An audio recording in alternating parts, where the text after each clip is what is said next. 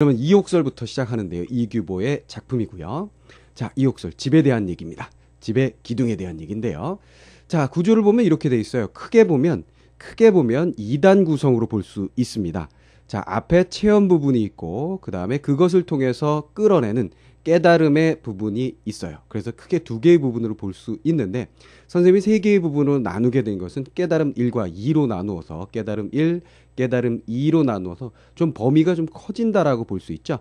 사람에 대해서 깨달은 것과 나라에 대해서 깨달은 것. 물론 어떻게 보면 사람이 나라보다 더 큰 것이라고 볼 수도 있어요. 왜? 사람 일과 관련된 것이 결국은 나라고 결국은 나라라는 건 사람이 있어야 존재하는 것. 뭐 이래서 사람을 더 큰 범위로 볼 수 있겠습니다만 글의 서술에 대한 형태, 내용으로 봤을 때는 사람이 작은 범위고 나라가 더 커진 범위. 즉 여기서의 사람은 개인의 입장에서의 이야기라고 보시면 되겠습니다.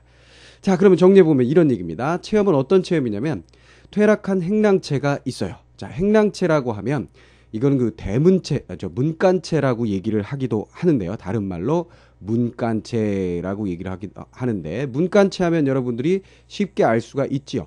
집이 있어요. 그죠? 대문이 있어요. 그 안채 뭐 이렇게 뭐 건물들이 있으면 이 문간에 있는 집, 문간에 이렇게 있는 집, 요런 형태의 그 집들을 문간체, 행랑체라고 얘기합니다.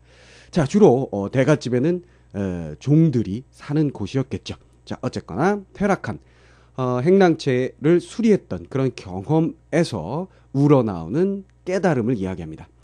자, 행랑체를 수리했는데 미리 좀 그 문제가 있을 때 서둘러서 수리했었던 경우에는 나중에 그 제목들을 다 그대로 쓸 수 있어서 돈이 별로 들지 않았는데 좀 미루고 하다 보면 결국은 나중에 큰일이 되고 돈도 많이 들더라 하는 얘기예요. 그것은 사람에게도 마찬가지여서 사람에게 어떤 잘못이 있을 때 그것을 바로 고치지 않으면 큰 병이 되어서 나중에 고치기 힘들어진다라는 얘기고요. 또 나라에 적용해 보면 나라에 있어서도 나라 정치에 있어서도 나라를 좀먹는 어떤 일들, 무리들이 있을 때 그것을 빨리 뿌리 뽑지 않는다면 나라를 고치기 어려워 망하게 된다. 뭐 이런 이야기가 담겨 있습니다. 아주 간단한 얘기죠. 결국은 잘못을 알고 그때 바로 고치는 것이 중요하다 이런 얘기입니다. 무슨 말인지 알겠죠? 그러니까 잘못이 있을 때 게으르게 미루지 말고 바로바로 재빠르게 고쳐야만 큰 비용이나 나중에 뭐 돌이킬 수 없는 결과를 낳지 않도록 할 수 있다라는 얘기가 되어 있어요. 자, 그럼 본문 볼까요? 행랑체가 퇴락하여 지탱할 수 없게끔 된 것이 3칸이 있었다.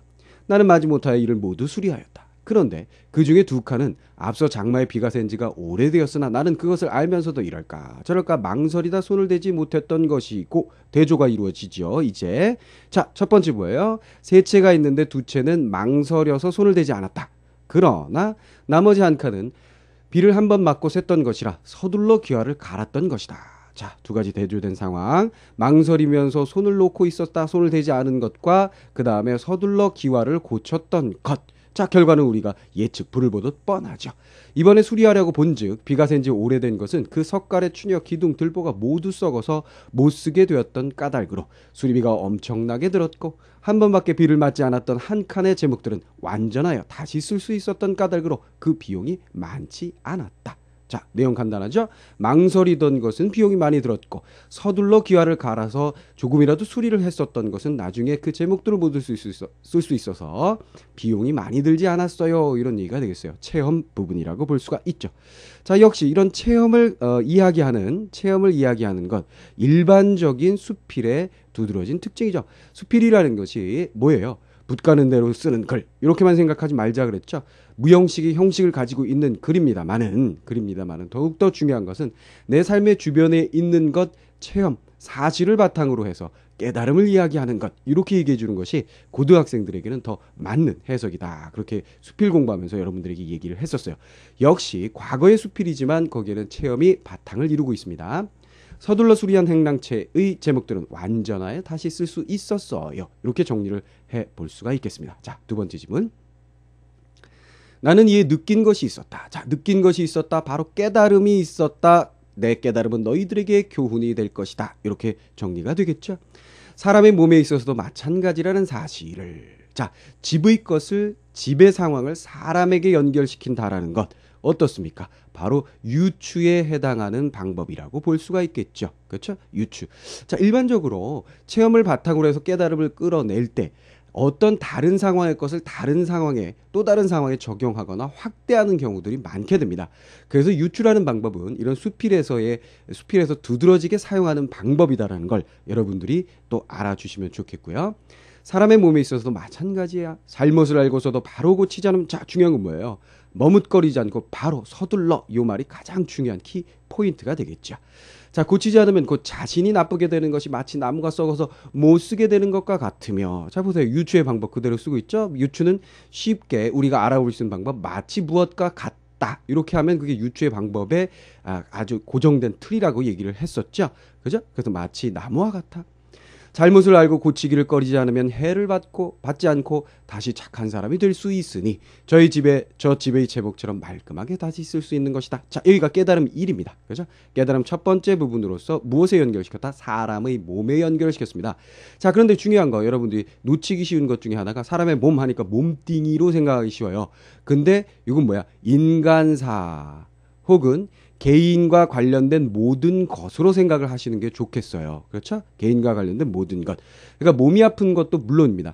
뭐 이가 아픈데 그것을 미루다 보니까 그 이를 뽑아버리고 새로 해 넣어야 되니까 몇백만 원이 들었다. 근데 미리 조금 아팠을 때 가서 치료를 하게 되면 뭐 몇천 원, 몇만 원으로 충분히 치료를 하고 뭐 10년, 20년을 더 쓸 수 있었다. 그 일을. 자, 이건 몸에 해당되는 일이겠죠. 뭐 또 다른 경우 그 몸의 부분에서 벗어난 경우는, 예를 들면 나는 굉장히 게을러서 성적이 떨어졌었다. 그래서 내가 게으른 것이 결국은 예습과 복습을 안 하는 것이 성적을 떨어뜨리는 것을 알기 때문에 그 순간 나는 그것을 고쳐서 복습과 예습을 철저히 했다. 그랬더니 성적이 좋았다. 근데 게으르게 고치지 않았다면 뭐 대학도 못 가고 공부를 제대로 못하는 그런 결과를 낳게 된다. 뭐 이렇게 연결을 할 수도 있겠습니다. 자, 이렇게 사소한 일이든 큰 일이든 간에 사람과 관련되어 있는 일에서도 잘못이 있을 때 내가 빨리 고쳐야 된다. 이런 얘기가 첫 번째 깨달음이 되겠고요. 자, 그 다음에 두 번째 깨달음 들어가 볼까요? 뿐만 아니라 나라의 정치도 이와 같다. 자, 확대되었죠. 사람에 관련된 개인적인 일에서 나라의 정치로 확대되면서 백성을 좀먹는 무리들, 바로 이것이 뭐예요? 잘못에 해당이 되겠죠. 여기서 잘못에 해당이 됩니다. 나라에 있어서 잘못은 그 나라의 일을 망칠 그런 인물들, 내버려 두었다가는 백성들이 도탄에 빠지고 나라가 위태롭게 된다. 그런 연후에 급히 바로잡으려 하면 이미 썩어버린 제목처럼 때는 늦은 것이다. 어찌 삼가지 않겠는가? 자, 여기서 삼가다라는 건 예를 들어서 무엇을 삼가시오 그러면 그걸 많이 하지 마세요. 줄이세요. 그렇죠?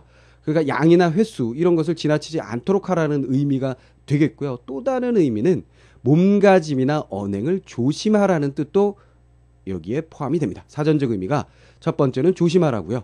두 번째는 그 양이나 횟수를 줄이세요라는 게 됩니다. 무슨 말인지 알겠죠? 그러니까 어찌 삼가지 않겠는가, 조심하지 않겠는가, 이런 얘기가 되겠죠.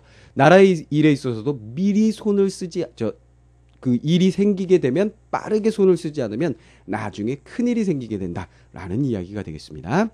자, 그래서 두 개 달라니까 두 개로 정리해 보면 사람도 잘못을 바로 고치면 착한 사람이 바로 될 수가 있다라는 얘기가 되어 있고요.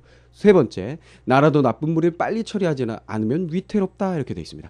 자, 그래서 결국은 행랑체가 바로 사람에 연결이 되고 사람이 바로 나라에 연결이 됩니다. 그래서 서둘러 수리하고 바로 고치고 빨리 처리하고 해야만 좋은 결과 다시 쓸 수 있고 착한 사람이 될 수 있고 위태롭지 않은 나라가 될 수 있다라는 자연스러운 연결을 만들어내고 있습니다.